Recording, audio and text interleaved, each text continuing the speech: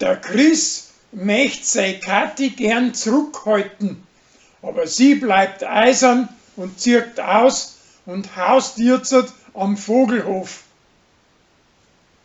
Der Michi und seine Alte möchten alle zwei Feuerwehr kommandieren, aber bei der Wahl steht's nachher ihm auf.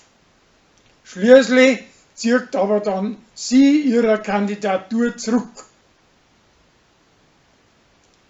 Sarah meint, sie hätte ihren preußischen Onkel sein Siegerpokal verschmissen und möchte schon einen neuen kaufen, aber dabei hat ein Schäd zu seinem Vortrag mitgenommen.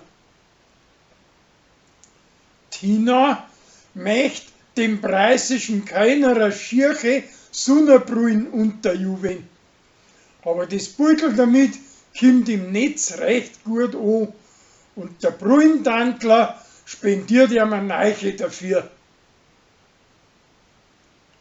Der Wirt verkauft am Heiseltrass so viel Pariser, dass ihm die Firma einen Rahlständer schenkt, auf dem wo für die Pariser Reklame gemacht wird.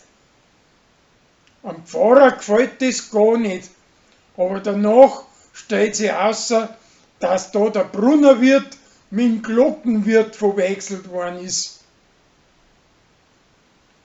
Der Pfarrer und Uri dichten 2 Bauernregeln, die wo nachher in einem Kalender angedruckt werden.